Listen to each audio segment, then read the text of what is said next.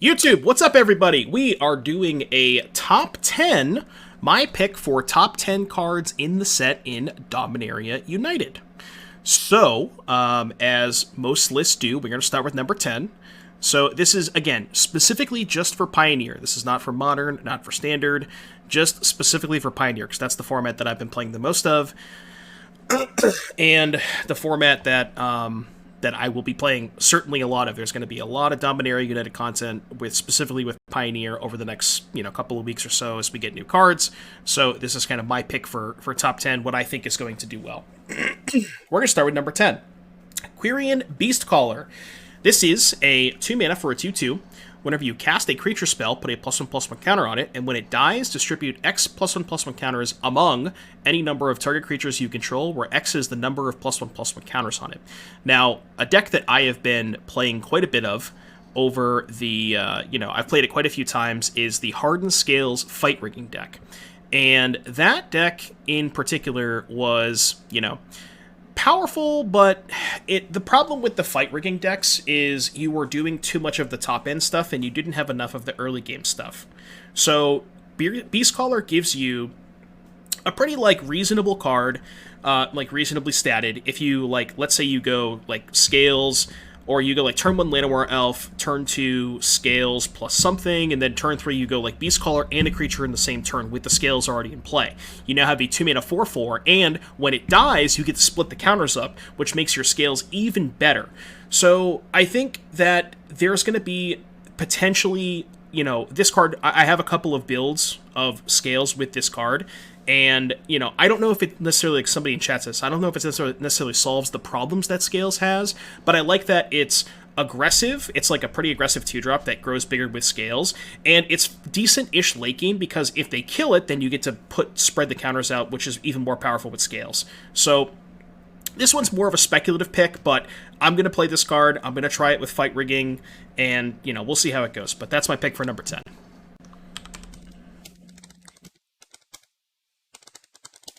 All right, number 9. Number 9. All right, number 9 on the list, Defiler of Dreams.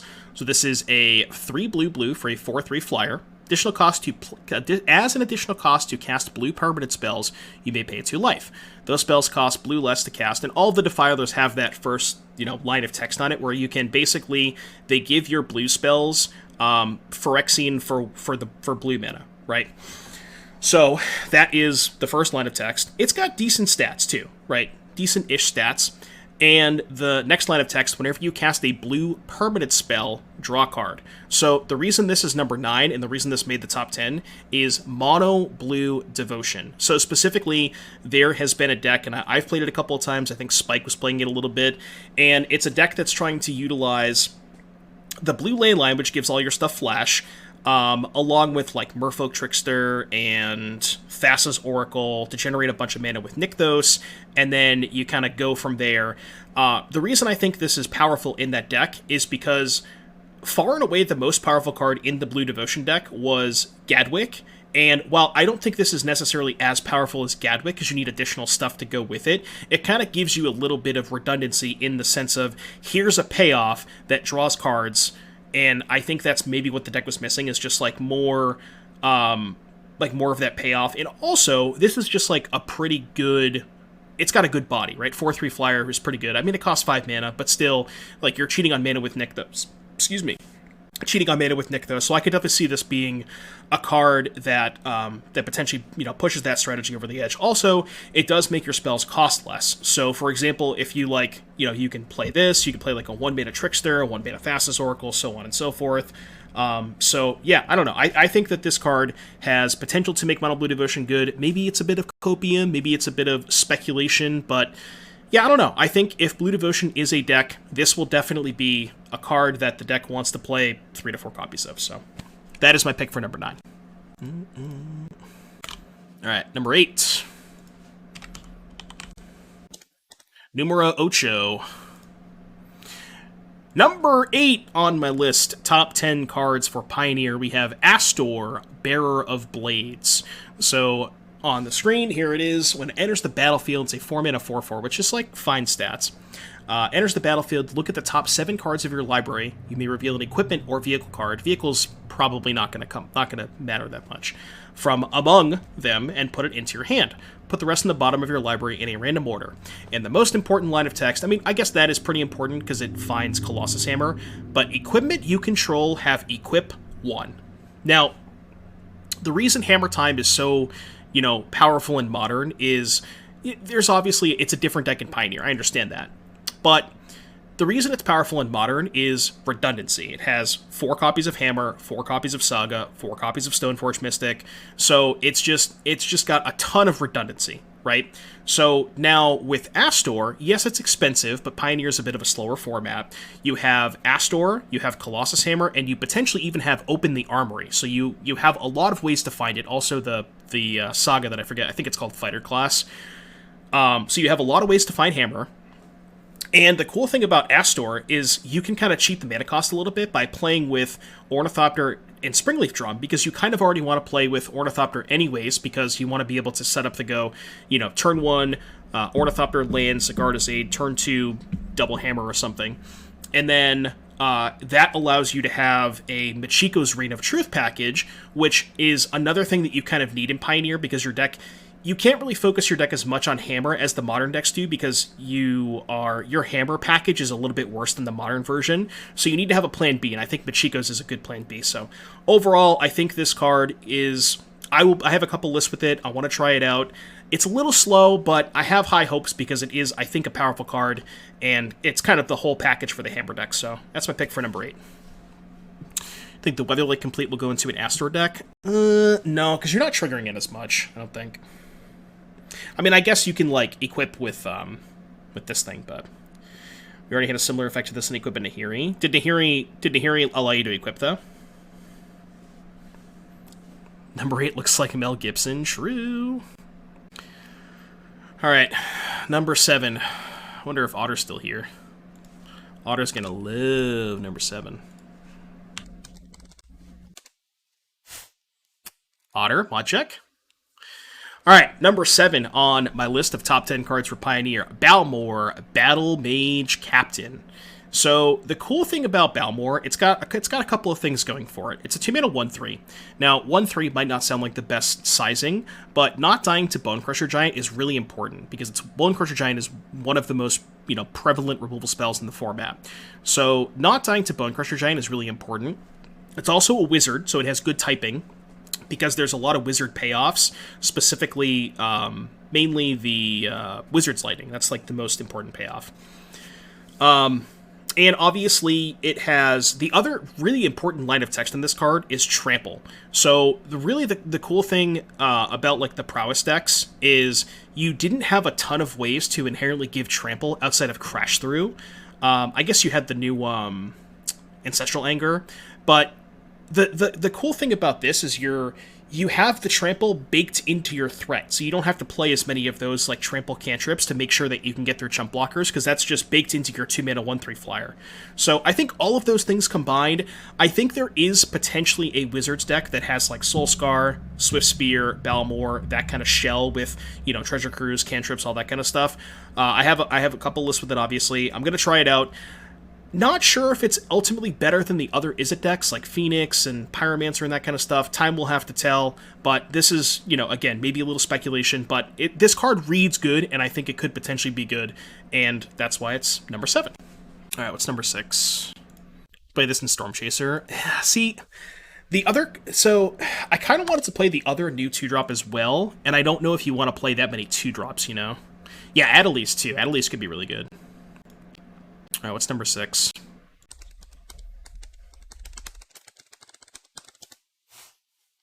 Thought I was going to leave the tribal cards off the list, huh? No, I was not. Number 6, Leaf-Crowned Visionary. So green for a 1/1.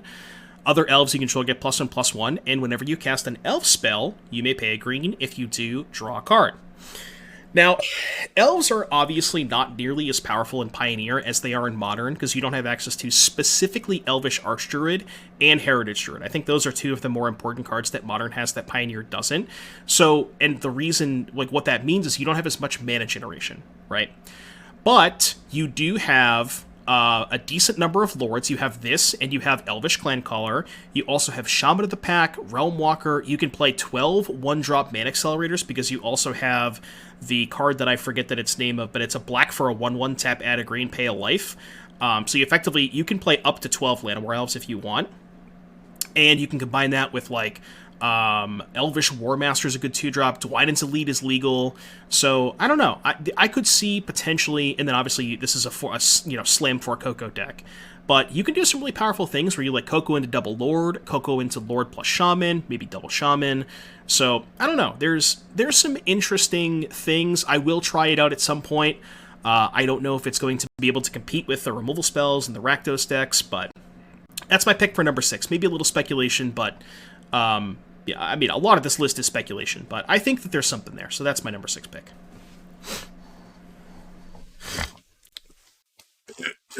Cryptolith Rites? Maybe. Yeah, because Cryptolith Rites allows you to, like, yeah, that's actually kind of cool. Because you can just tap, yeah, that's actually a really good idea. Because rights doesn't need you to, like, your creatures have haste and stuff like that, because you can tap it to the rights. So that's not a bad idea. Cards Mama, the Merfolk one is amazing. See, the thing about the Merfolk one is I don't think there's as much Merfolk support in Pioneer as there is Elf support. So that's why I think this one's going to be a little bit better for Pioneer. You know what I mean? Alright, we're at number 5. Number 5. This might be my favorite card in the set, but I didn't want to put it higher than 5 because not 100% sure. But coming in at number 5, we have Evolved Resident Sleeper. This is the new Figure of Destiny. So it is a black for a 1/1. You can pay a black to make it a 2/2. You can pay 2 to make it a 3/3, and then pay 3 to put a counter on it and lose a life. So I don't know. It's not as high up on the list as I maybe wanted it to be, because, it's undetermined whether or not Mono Black Aggro has the tools to compete. But with this plus Liliana, I really think that Mono Black Aggro could potentially have a resurgence. And the reason that I think that Mono Black could be really good is you get to play a ton of utility lands. You get to play with Castle Locktwain, Mutavault, Hive of the Eye Tyrant. All of those cards are great. And you have Evolved Sleeper along with Knight of the Ebon Legion, which gives you a ton of ways to never flood. So you get to play a Mono Black aggro deck that gets to play somewhere between 12 to 16 2-drops, and even if you play 26 lands, you're never going to flood. You have infinite ways to use your mana. So that's kind of why I think Sleeper could potentially be really good, is you get to play this really aggressive curve. You have so many ways to use your mana. You have a lot of stuff to do with Liliana the Veil too, because you can discard Bloodsoaked Champion, Scrap Heap Scrounger, Dread Wanderer, it's just, I don't know, the whole deck just seems really good. I have a list in mind. I can't wait to try it out when we get 4 copies of this card. So, I don't know, I think it could potentially be good. Well, time will tell whether or not that Black has the chops to compete with the other decks, but I really like this card. Huge fan of it. Number 5 on the list. 4 main deck Invoke Despair? Nah. What's up, Todd? I love that our top 10s can be so different. Yeah, this set is amazing. There's a lot of cards that I left out of my list that I was kind of upset about, but I couldn't, can't put them all in 10, Alright, number 4. This might actually be my number 1 in a couple days. Let me take a vape hit. The next card is the card I want to play with the most. Citadel top end. No, you just stop the curve at Spawn of Mayhem. Alright, number 4. You ready for a chat? Number 4 on the list. Lanawar Loam Speaker.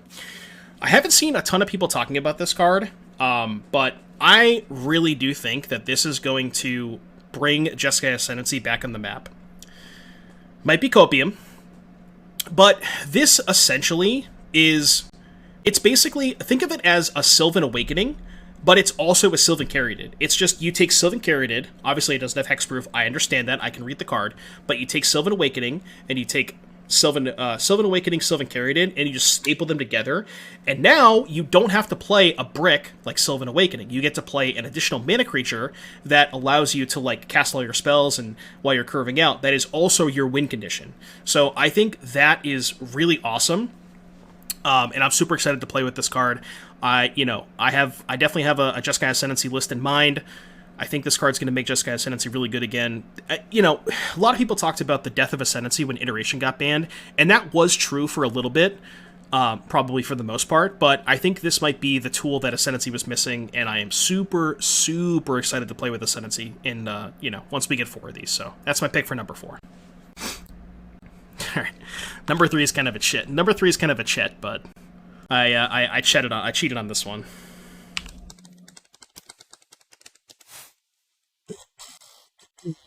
All right. Number 3. This one, you might be a little bit resident sleeper, but Carpalusian Forest. So, it's kind of funny because it's kind of weird to have just a land at number 3. And I'm specifically choosing Carpalusian Forest because I don't think the other two are nearly as impactful for the decks that they wanted them in.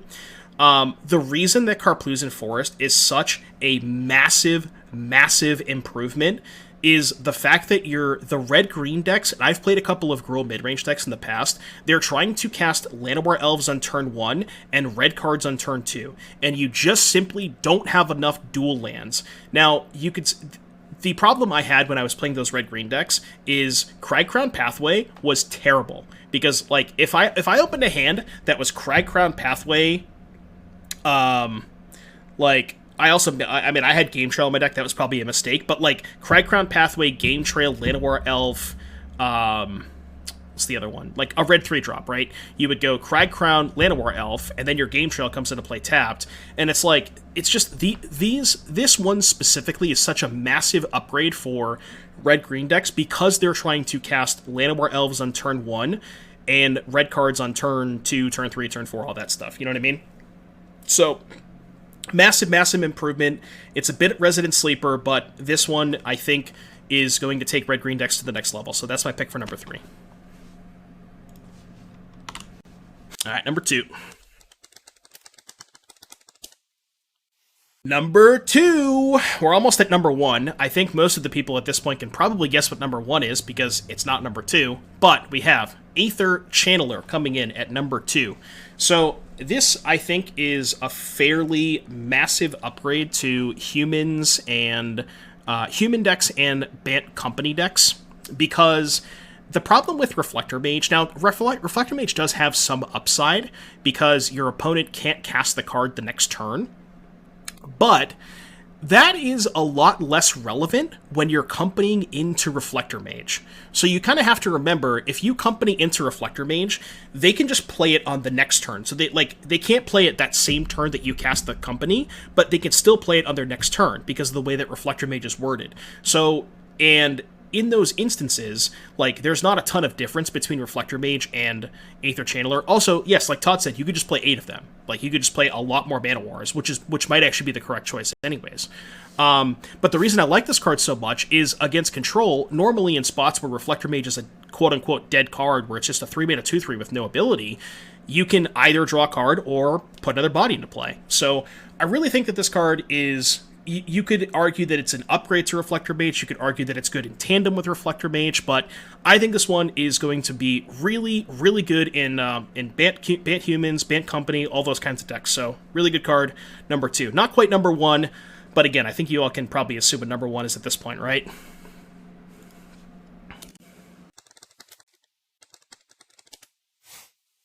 Holy crap, number 1, Urborg Lurgoyf! Number 1, Urborg Lurgoyf, let's go! Let's go, Urborg Lurgoyf, just kidding, debated. Number 1, Liliana of the Veil, let's go.